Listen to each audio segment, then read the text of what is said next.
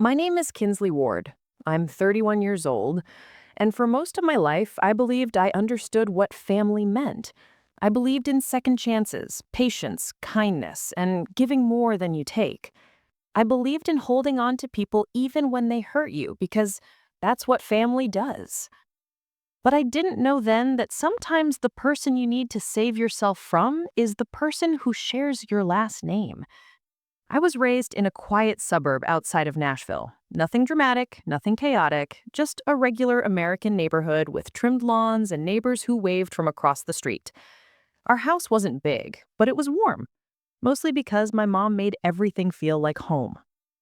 And then there was Aria, my little sister, 5 years younger, a little tornado with big eyes, dramatic stories, and a smile that could charm a stone into giving her money. As far back as I can remember, I felt responsible for her. When she broke things, I fixed them. When she lied, I covered for her. When she got bad grades, I tutored her. When she made reckless choices, I quietly picked up the pieces before mom and dad even found out. If you had asked me at the time why I did it, I would have said something simple like, because she's my sister. But the truth is, I was afraid of losing her. Afraid she'd stop loving me if I didn't keep giving. People assume older siblings have all the power, but sometimes the younger one holds the emotional leash and you don't even realize it.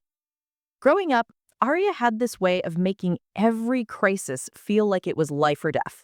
If she needed money for something, she would cry. If she wanted something and didn't get it, she'd say everyone was treating her unfairly. And I, like clockwork, would step in, defend her, rescue her, or hand her whatever she needed. I didn't call it manipulation back then.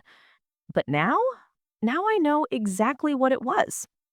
By the time I was 25, I had built a stable life, a decent paying job in office administration, a quiet apartment, a routine that made sense. Meanwhile, Arya was still drifting between part-time jobs, short-lived relationships, and impulsive plans that went nowhere. But every time she showed up at my door in tears because she lost her wallet, or her boyfriend was being impossible, or her car wouldn't start, I let her in. I let her sleep on my couch. I handed her grocery money, rent money, emergency money. I told myself, it's okay, I can help. She'll figure things out soon.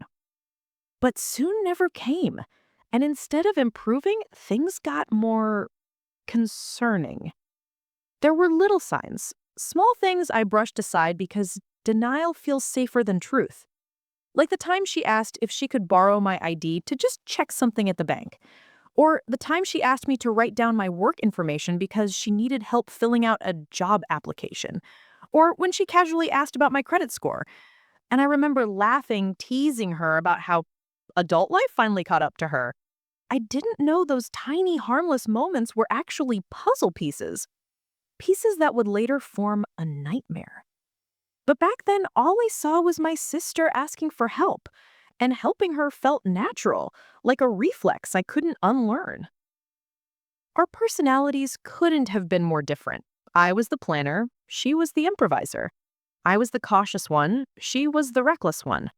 I avoided attention, she lived for it. But family is family, right? That's what I kept telling myself. Then, the year I turned 30, Arya started coming around more often. Not for money, well, not always, but for documents, forms, details, questions. She'd ask things like, hey, what's the last four of your SSN? I need it for this thing. Or, what bank do you use again? I forgot. I'd answer distractedly while cooking dinner or folding laundry, not thinking much of it. Looking back now, I feel this horrible heaviness in my chest. Because the truth is, the red flags weren't tiny. They weren't enormous. I just didn't want to see them. The first clear warning came one night when Arya was staying over. I had left my work bag on the kitchen counter and went to take a shower. When I came back, she was sitting a little too close to my bag, looking up with that jerked, guilty stiffness people get when they're doing something they shouldn't. When I asked, "What are you doing?" she laughed it off. "Oh my God, relax. I was just looking for a pen." I believed her. Or maybe I let myself believe her because the truth would have been too painful. One morning, she even asked if she could borrow my utility bill to prove address for something she was doing. I remember hesitating maybe half a second, then giving it to her anyway. She smiled, hugged me, told me I was the best sister ever, and I felt proud of that. If only I knew that every borrowed document was another thread in the trap she was weaving. As the months passed, her visits became unpredictable. She'd disappear for a week, then show up suddenly with gifts, a candle, a new plant, a necklace, things I hadn't asked for, things that felt like distractions. But I didn't question it. She was being thoughtful, right? Or trying to feel closer? I never imagined she was doing it because guilt has a way of needing noise, something to drown out the truth. Then there was this one night, something small but strange enough that it stayed in my mind. I was watching TV and walked into the kitchen to grab water. Aria was standing near the drawer where I kept important documents, and when she heard me, she slammed it shut like she had just burned her hand. She laughed and said, "Oops, wrong drawer." That was it. Nothing dramatic, nothing scary. Just one of those funny moments. Except it wasn't. But the real shift, the moment the peace in my life began to quietly crumble, came on a rainy Thursday evening in March. I remember the storm clearly because the thunder had rattled the windows of my apartment, and I had been sitting at my kitchen table sipping peppermint tea, thinking about how unusually quiet Aria had been for the past 2 weeks. No calls, no texts, no emergencies.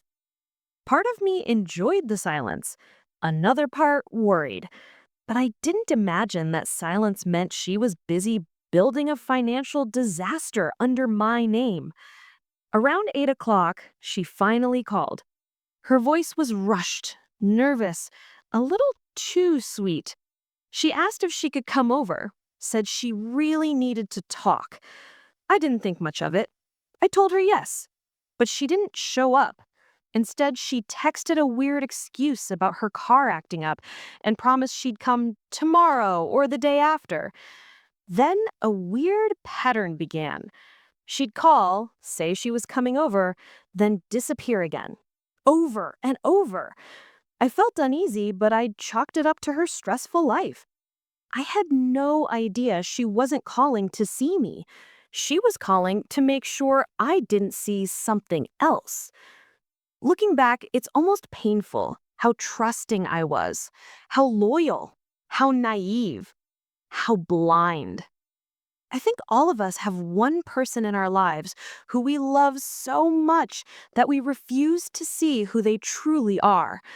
For me, that person was Arya, and she knew it. She knew exactly how much I loved her, and she used that love the way some people use a stolen key, quietly, carefully, slipping into places they should never enter. In my case, that place was my identity. But I didn't know any of this yet. Not during those peaceful months, not during those late night talks, not during those quiet dinners where she sat across from me smiling like she had nothing to hide.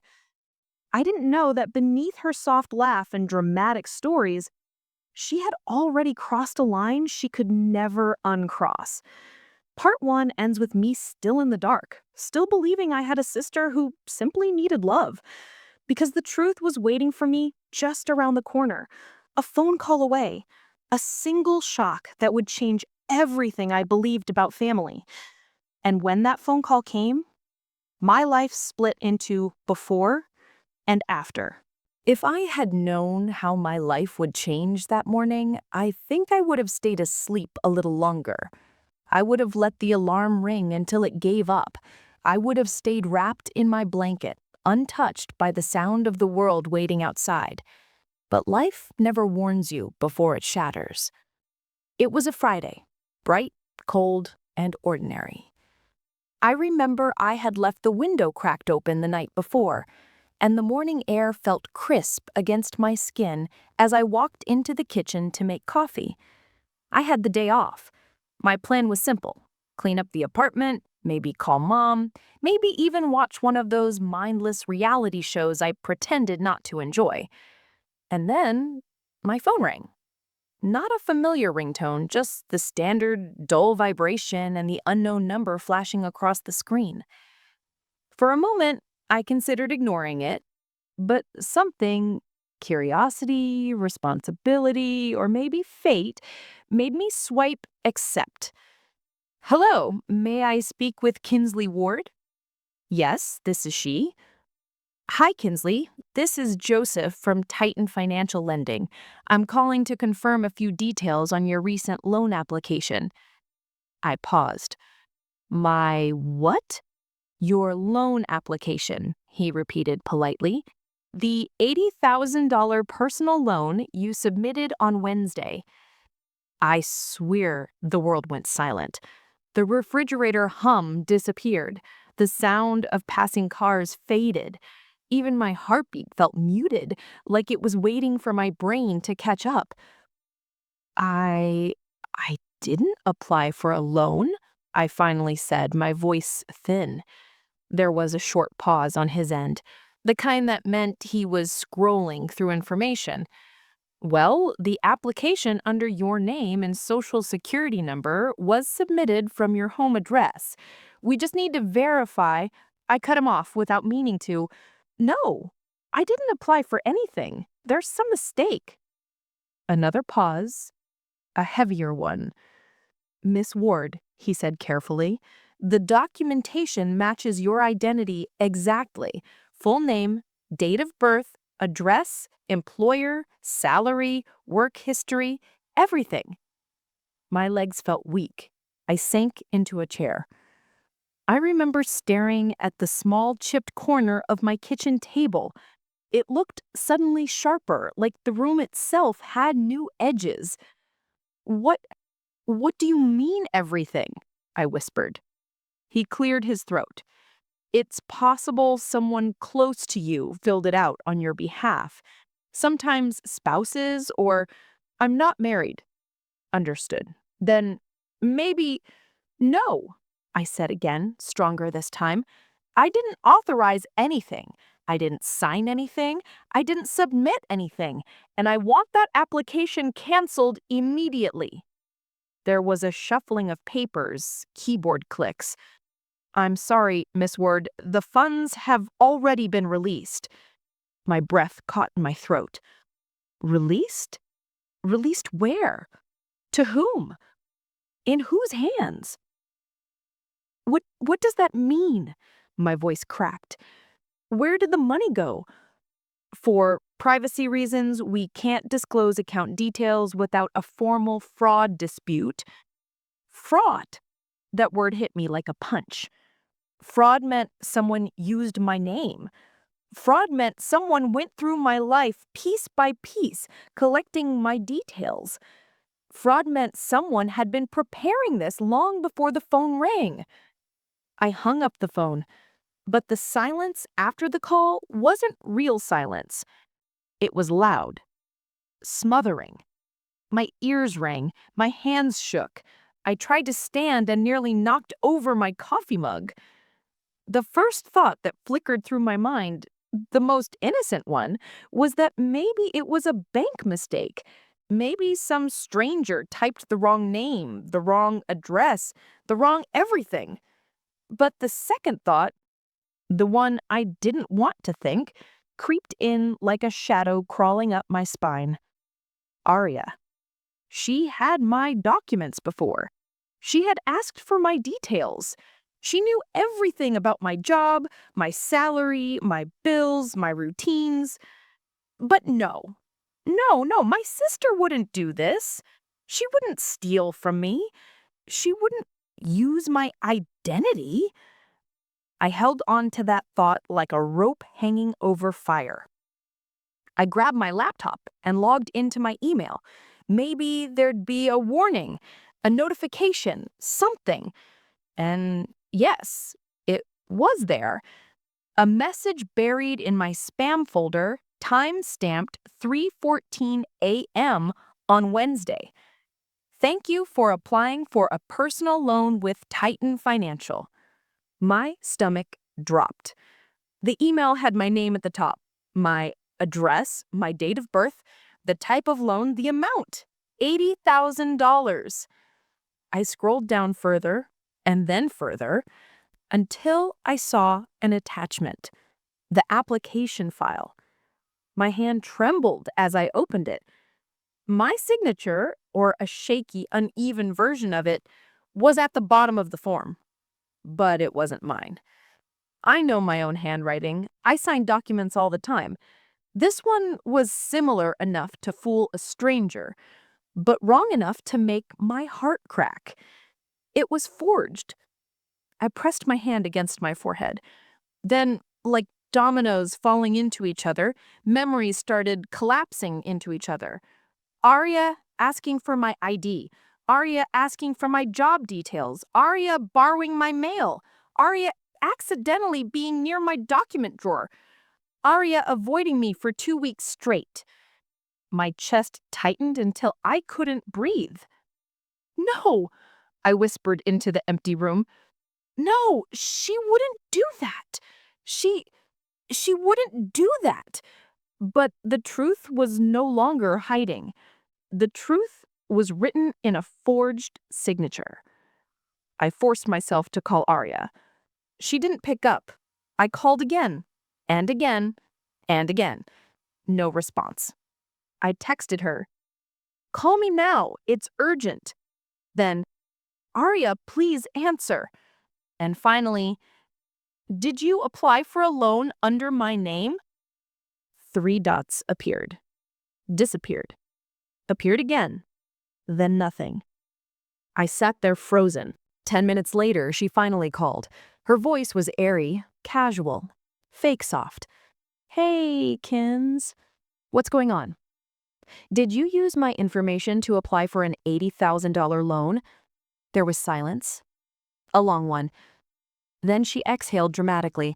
Wow, straight to the point, huh? My heart sank. Arya, I whispered. Tell me the truth. Another pause. I could practically hear her brain scrambling for excuses. You're overreacting, she finally said. It's not a big deal. I just needed help and you weren't going to understand, so you stole my identity? The words felt ugly in my mouth. She huffed. Stole? Seriously, you make everything sound so dramatic. I just borrowed your info for a while. I'm gonna pay it off. Arya, this isn't a borrowed sweater. This is a financial crime. Crime? Stop lying, I snapped, feeling something sharp crack open inside me. The anger wasn't loud. It was quiet. Quiet in the way lava is quiet before it explodes. You forged my signature. You used my social, my address, everything. She sighed like I was the problem.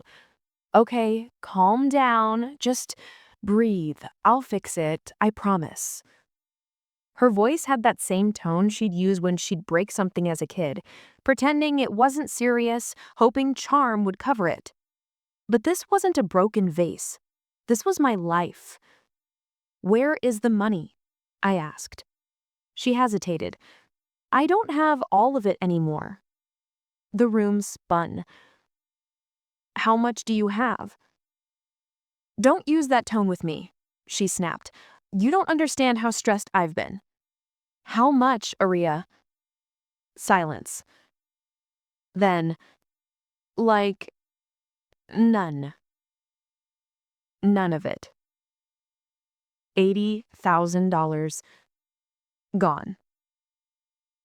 Arya, what did you do? My voice cracked. I used it for stuff I needed, and some I'll pay back. And you don't have to freak out. You're acting like someone's going to jail. Someone is going to jail. Well, not if you don't say anything, she said quietly. My entire body went cold. Not if you don't say anything. She wasn't sorry. She wasn't scared. She wasn't even ashamed. She just didn't want to face consequences. My heart broke. Not because she stole from me, but because she didn't even care that she betrayed me. She cared only for herself. Aria, I whispered, you put me in debt. You put my job at risk, my credit, my future. Oh, please, she scoffed. Stop acting like your life is some perfect thing I ruined. You're fine. You always land on your feet. You'll figure it out. I felt something inside me harden, something quiet and cold. Goodbye, Aria. Wait, Kinsley, don't be like that. Just give me time. I'll pay it off, I swear. I hung up and sobbed. Not delicate tears, not quiet ones, the kind that rip through your whole body, the kind that make you feel like you're breaking from the inside. My sister had stolen from me. My sister had used me. My sister had crossed a line I could never uncross. And the worst part? This wasn't an accident. It was a choice. A choice she made step by step, detail by detail, signature by signature. And sitting there at my kitchen table, surrounded by the pieces of my shattered trust, one truth settled deep in my chest. If she could steal from me once, she could do it again. I wiped my face, stood up, and stared at my reflection in the microwave door. Puffy eyes, trembling chin, and anger I had never seen before.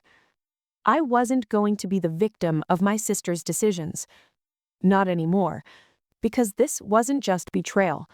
It was the beginning of a war I never wanted, but one I was now forced to fight.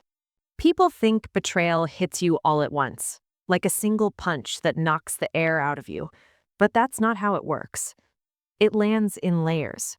Shock first, then confusion, then anger, then the slow, suffocating realization that your life is no longer the same. And for me, that realization didn't come in one dramatic wave. It arrived quietly, in small moments that crept into the corners of my day. That evening, after my call with Arya, I sat on the bathroom floor with my knees pulled to my chest.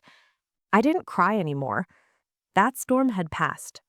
What remained was a heavy, hollow ache, like someone had scooped out my insides and filled the space with cold water. I stared at the ceiling, at the pale yellow light flickering above me, at the cracked tile near the sink that I always meant to fix. Everything looked the same, yet everything felt wrong. My phone buzzed beside me. Arya again. 10 missed calls. Then 11. Then a text. Please don't do this. I just need a little time. What she meant was, don't tell anyone. Don't protect yourself. Don't hold me accountable. She wanted me quiet. She always had. Because my silence made her life easier. I turned my phone off. The next morning, reality met me the second I opened my eyes. The bank, the debt, the forged signature, the missing money. The fact that my own sister had turned my entire identity into her personal ATM. My stomach twisted as if I'd swallowed a stone. I dragged myself out of bed and walked to the kitchen. The air felt cold even though the heater hummed softly. For a long time, I just stood there, staring at my coffee maker, unable to move. I wasn't tired. I was drained. Mentally, emotionally, physically. I pressed the power button and leaned against the counter, waiting for the familiar gurgle of brewing coffee. But even that sound felt different. Slower. Heavier.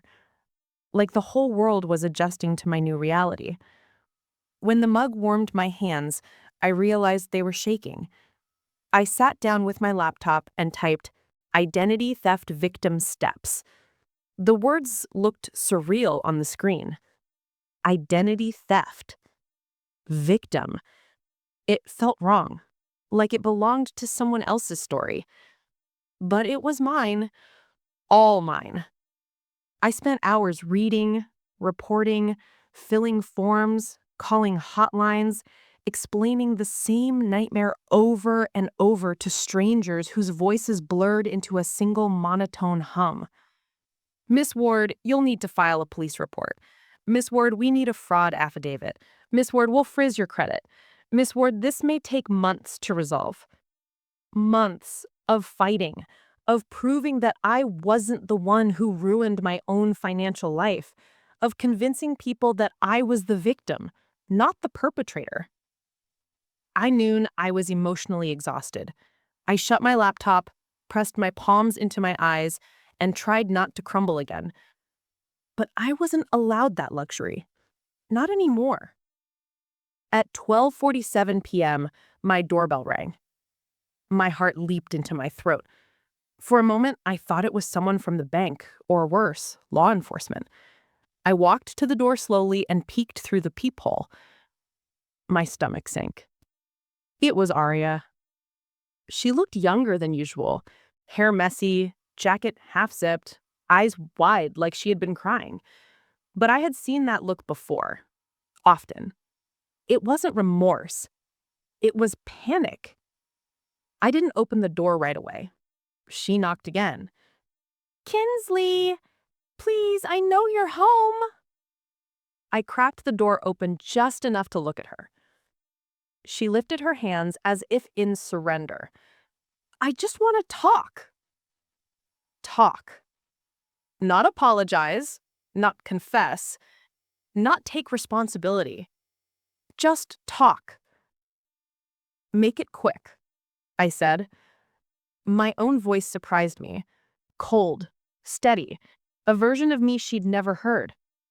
She stepped inside, chewing her lip, scanning the apartment like she was searching for signs of how angry I was. "You look tired," she said softly. I almost laughed.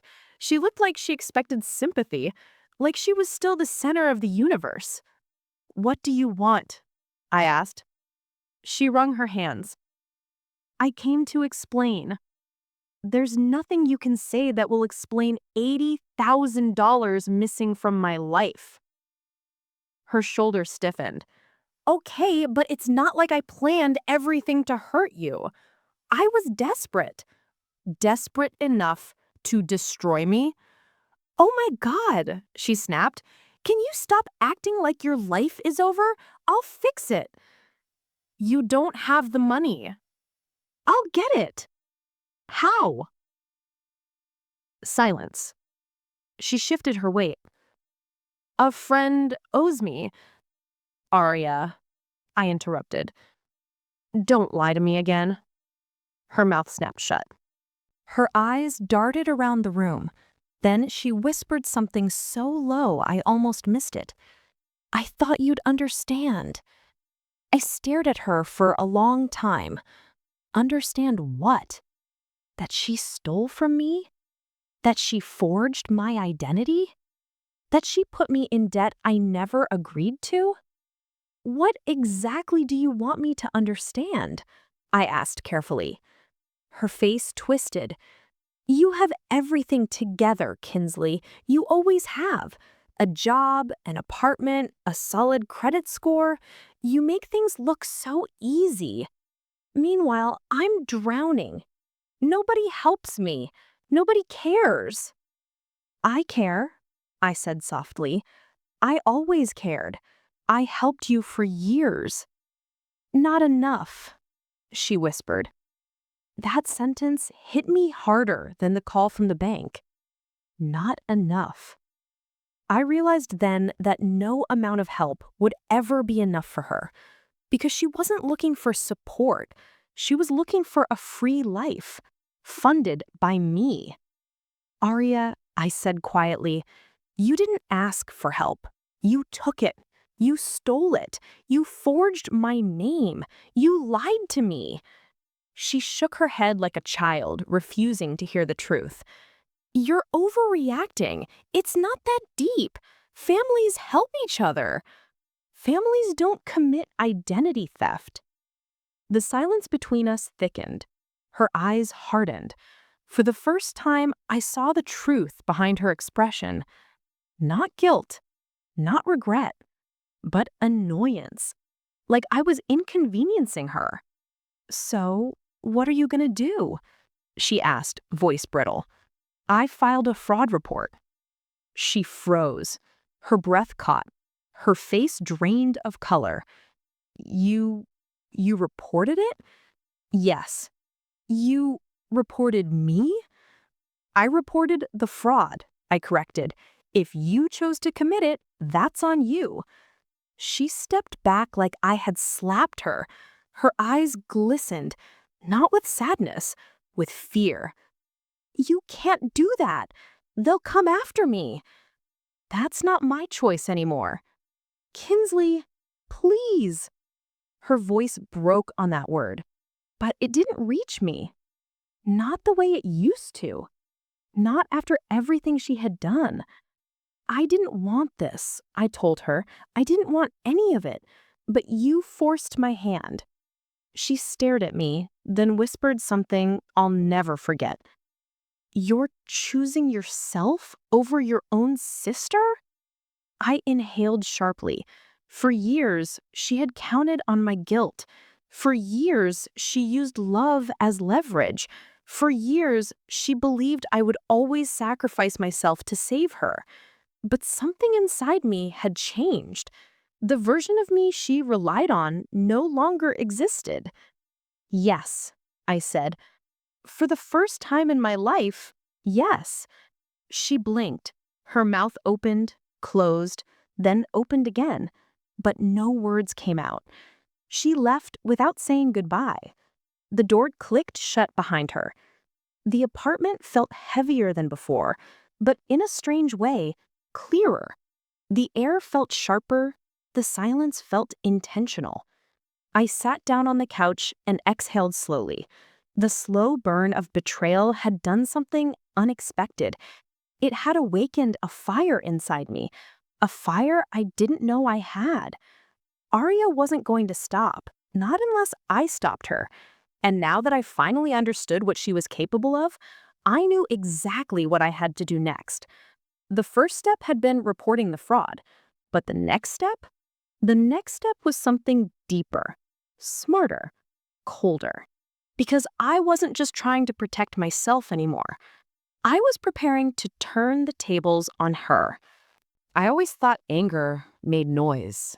But on the night I finally realized what Arya had done, fully, clearly, without excuses, my anger didn't roar.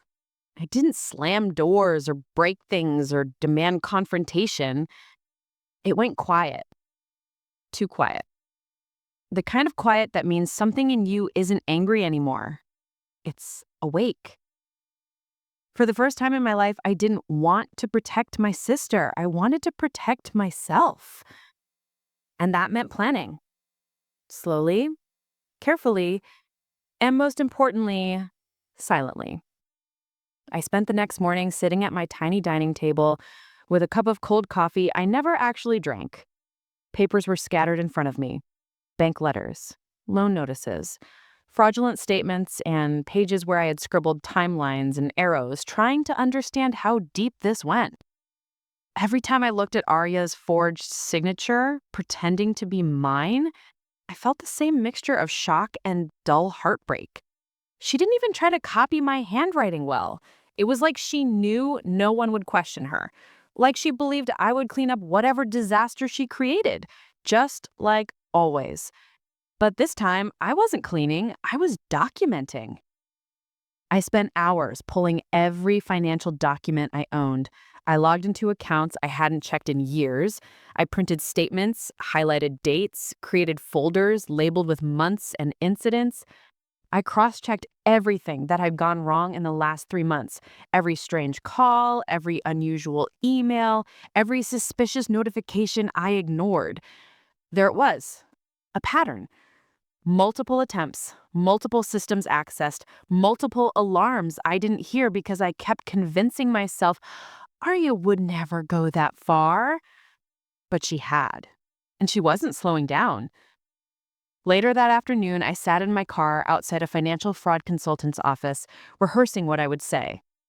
I was embarrassed, humiliated, honestly. Who walks in and says, "My sister stole my entire identity and I let it happen," because I was too scared to upset her? But the consultant, an older woman named Linda Harrow, was calm-eyed, soft-spoken, and surprisingly familiar. Sit, she said gently. Start from the beginning and don't leave anything out. And for the first time since this nightmare started, I told someone everything. Every detail, every mistake, every fear. Linda listened without judgment. When she finished, she leaned back and tapped her pen against the desk. Kinsley, she said calmly, your sister didn't just use your information. She built a pattern. That's what investigators look for. A pattern? I asked. Yes. She slid a piece of paper toward me. Identity misuse becomes a case when intent is consistent. Your sister repeated the steps, escalated them, and planned ahead. That changes everything. I didn't know whether to feel relieved or devastated. All I knew was this wasn't something I could undo with a phone call or conversation. This needed something stronger, something official. Over the next 2 weeks, Linda helped me build what she called a clean timeline. It was a backbone of everything that happened: dates, screenshots, email headers, call logs, loan application metadata, signatures, bank alerts. Each piece backed the next one. Each link strengthened the pattern. I didn't know a fraud case could be built like a puzzle, but that's exactly what we were doing, placing one piece at a time until the picture finally made sense. The most shocking discovery came from a small detail Linda noticed. The $80K loan wasn't the end. It was the middle. Months earlier, Arya had quietly opened an online shopping credit account in my name. Small limit, tiny purchases. Just enough to test if she could get away with it. She had. Then she went bigger. A car rental account, a travel booking, a clothing subscription. None of them huge on their own, but together, a blueprint, a warm-up. She had been planning to use my identity long before the loan, and I was the last to know. Every night, I sat in my apartment with my documents spread over the floor like a battlefield map. My phone recorded everything: screenshots, voice memos, summaries. I kept a notebook with dates and little arrows linking her actions to consequences. The deeper I went, the more numb I felt. Not angry, not sad, just disconnected, like I was reviewing someone else's life. It's strange how betrayal works. At first, it hits like a wave. Then it settles into your bones like cold that doesn't leave. I slept badly. I ate randomly. I worked like a ghost. But every day, the quiet anger pushed me forward. Not to hurt Arya, not to ruin her life, but to stop her from continuing to ruin mine. One night, I came across something that made my stomach twist. A bank account under Arya's name, but not really. It had my name as a secondary authorization, forged, of course, and the loan money, the whole $80K, had been transferred there just 48 hours after she received it. There was no roommate, no emergency, no crisis. Just Arya and her spending. Designer bags, upscale salon packages, travel plans, event bookings, restaurant reservations. A new life funded by me. Or rather, by the identity she took from me. I stared at the screen until my vision blurred. Then I took a deep breath, opened a folder, and added the screenshots.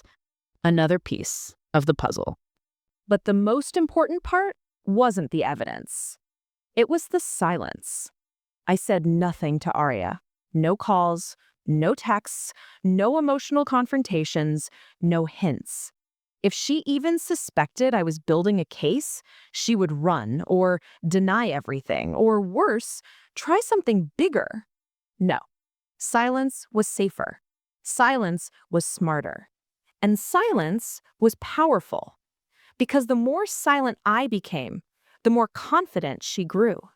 She believed I was overwhelmed, confused, maybe even broken. She believed she had won. And that belief made her reckless. A week later, Linda called me with something new. "Kinsley, you need to sit down," she said. I sat on my couch, heart pounding. What happened? There was another attempt. Another. My stomach dropped. Linda continued, she tried to open a new business account under your identity using similar documents, but the system flagged the application because of the ongoing background check we initiated. It felt surreal. She wasn't slowing down. She wasn't scared. She wasn't even careful. She thinks you won't report her, Linda said. She's counting on you protecting her like always. That sentence hit me harder than anything else. I had been protecting Arya my whole life, from consequences, from reality, from herself. But not this time. From that point on, my approach shifted. This wasn't just about defending myself anymore. It was about ending the cycle. I filed official reports with the fraud division. I submitted the evidence Linda and I had gathered. I contacted credit bureaus, banks, lenders, agencies, all with documented proof. Each step was quiet. Each step was controlled. Each step was another thread tightening around the truth.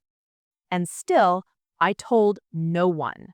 Not my mom, not my coworkers, not my close friend who kept asking why I looked tired. No one. This wasn't a story I needed sympathy for. It was a battle I needed strategy for. One night, I saw Arya's social media update. A rooftop dinner, candlelit table, new dress. A caption that stung more than I wanted to admit. Finally living the life I deserve. My name, my credit, my future. Her deserved life. I stared at the photo for a long time.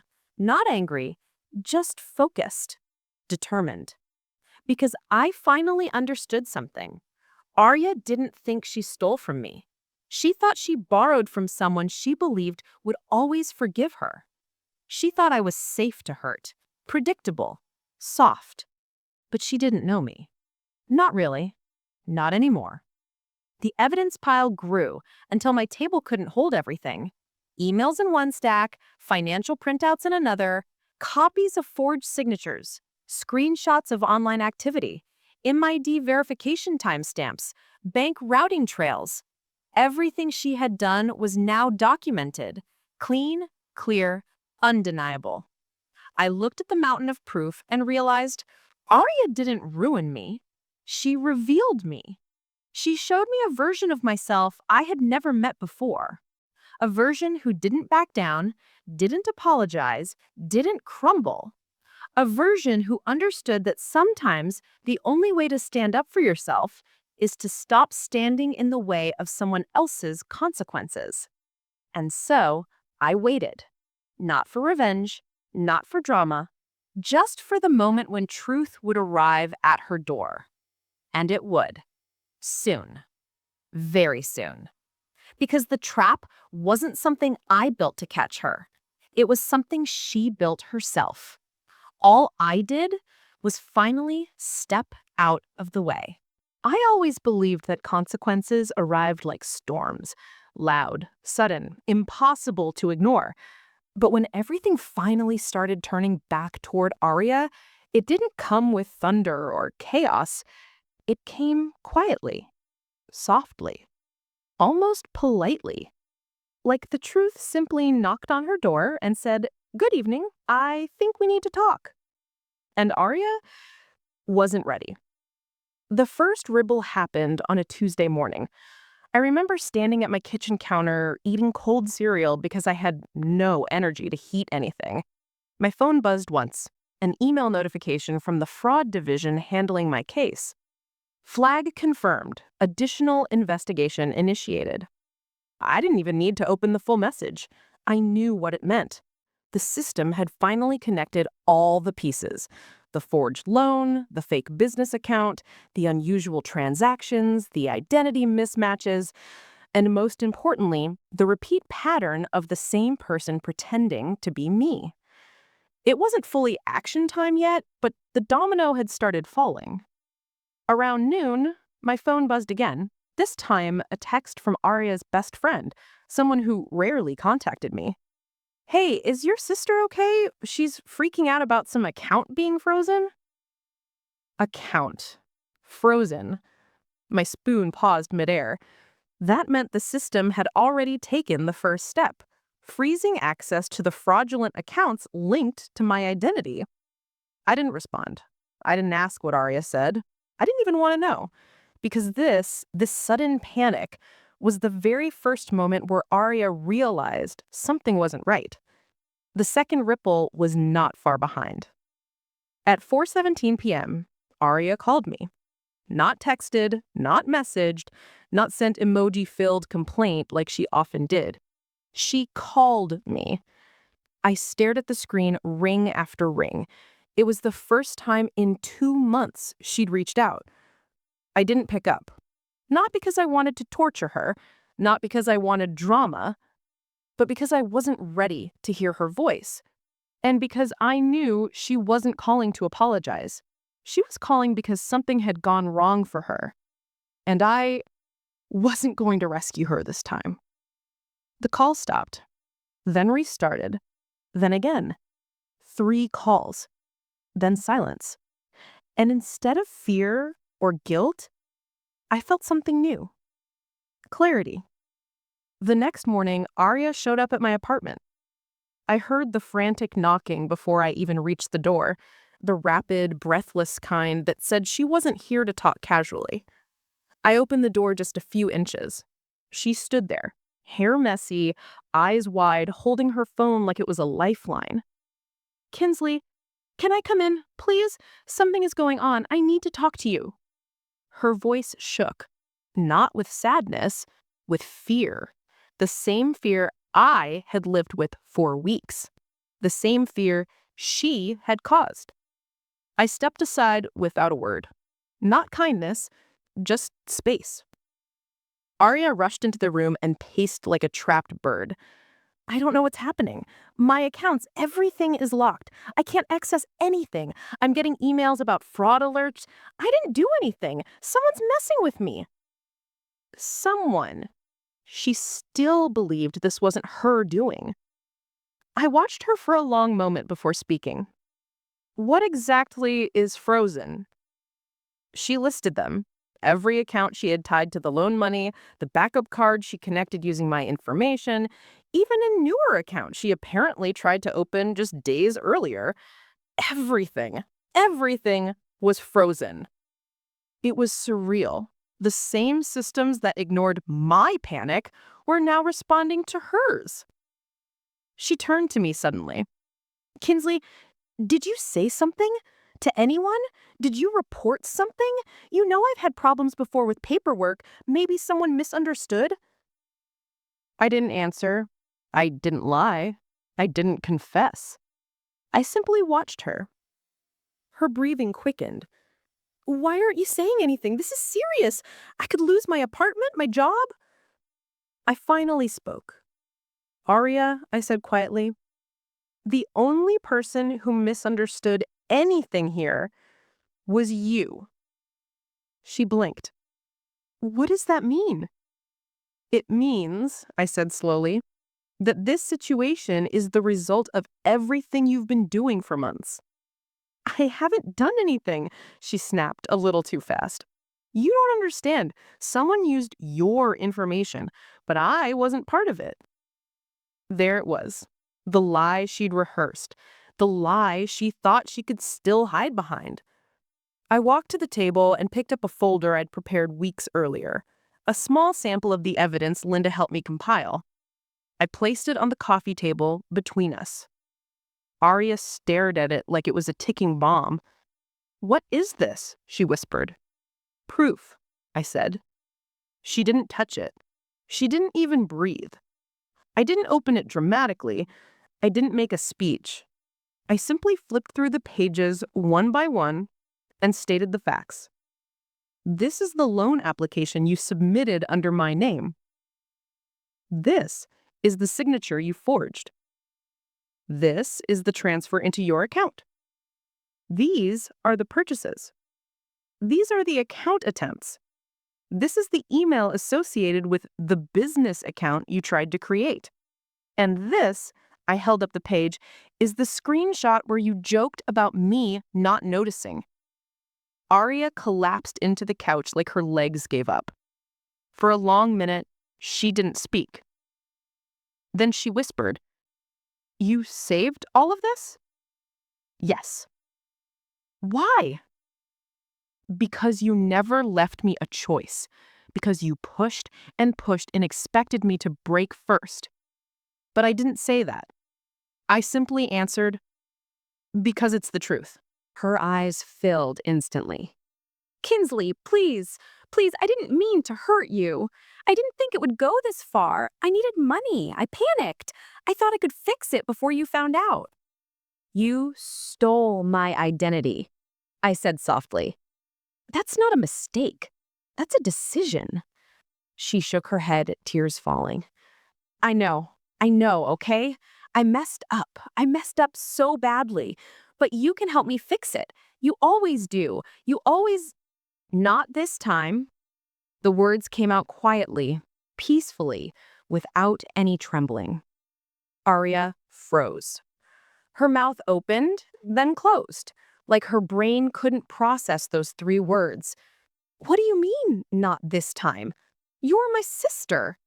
"And you're mine," I said, "but you didn't treat me like one." Something inside her cracked. I saw it happen, her face shifting from panic to fear to denial, and finally to something like realization. "You reported me," she whispered. "You actually reported me." "I reported the truth. The truth reported itself. I didn't create this. You did." She buried her face in her hands. "This is going to ruin me." I didn't answer, because she wasn't asking me for compassion. She was asking me to erase her choices, and I couldn't do that anymore. She stood up suddenly. "I can fix this," she said. "I can explain to them. I can tell them I didn't mean to..." "No." I cut her off gently. "You need to stop thinking you can talk your way out of everything." Arya looked at me like the world was ending. "Are you actually going to let them go through with this?" "I'm going to let the truth go through with this. Whatever happens now is between you and the consequences of your actions." Her voice rose. "You're choosing strangers over your own sister." "I'm choosing myself. For the first time in my life." Arya broke. Not dramatically, not loudly, just quietly. She sank back into the couch and sobbed, like she had finally come face to face with herself. I didn't comfort her. Not out of cruelty, out of necessity. For years, I had saved her from the smallest storms. This one, she built herself. When she finally lifted her face, blotchy and exhausted, she whispered, "Is there anything I can do?" "Yes." The word surprised her. She looked at me with a tiny flicker of hope. I said, "You can tell the truth. To them. And to yourself." Her shoulders deflated. The flicker vanished. She nodded slowly, brokenly. I'll try." 2 days later, the full investigation moved forward. Arya met with the financial office. She didn't know I knew, but she tried to claim confusion, desperation, emotional stress. But every document, every timestamp, every transfer contradicted her. Everything came back to one cold fact. She planned it. She executed it. She repeated it. Her accounts stayed frozen. Her credit collapsed. Her loan flagged. Her fraud file finalized. Her new life? Gone. And me? I didn't celebrate. I didn't gloat. I didn't feel victory. I felt free for the first time in years, because turning the tables wasn't about watching her fall. It was about finally stepping out of the role she forced me into. The fixer, the forgiver, the shield. The tables didn't turn because I pushed them. They turned because I stepped away and let her face the weight of her own choices. The house was quiet. Too quiet. Not the kind of quiet that's peaceful. the kind that feels like the air is holding its breath.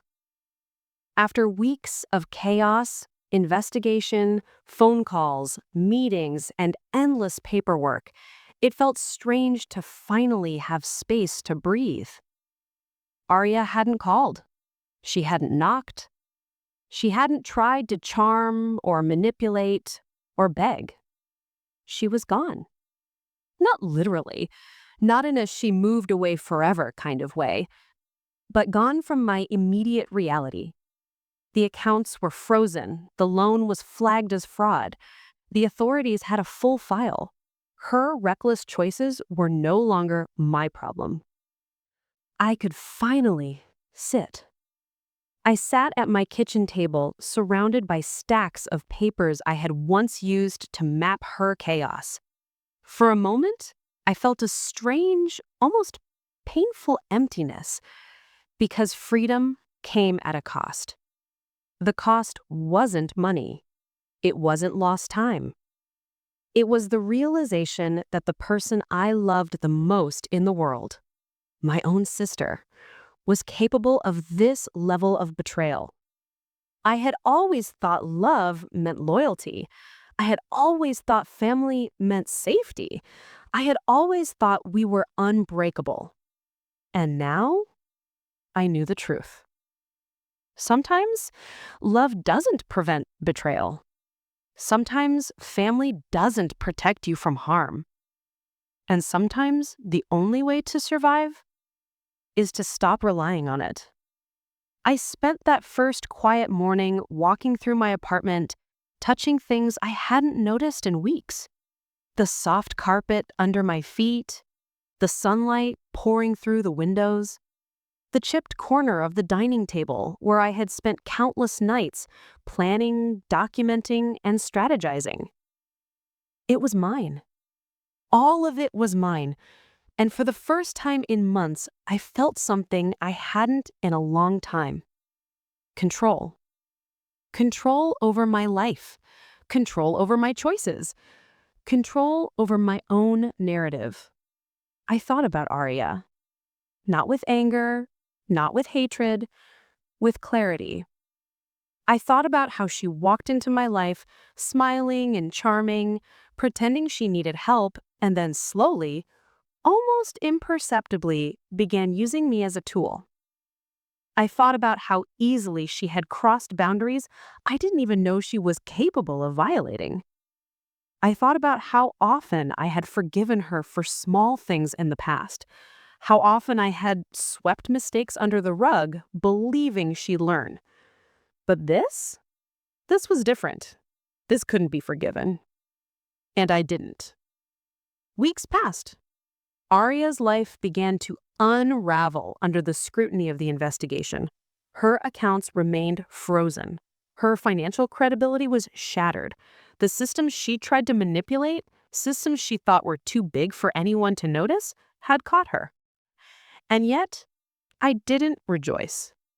I didn't gloat. I simply lived. I returned to my routines. I ate my meals without worrying about hidden debts. I slept without the constant gnawing fear that something else would collapse. I worked without checking my accounts every hour. For the first time in months, I felt safe. And that, strangely, felt like victory. But closure didn't come in the form of happiness. It came in the form of understanding. I realized that life doesn't always give you neat endings. It doesn't wrap up betrayal, lies, and theft in a tidy bow. Sometimes the only ending is the one you create for yourself.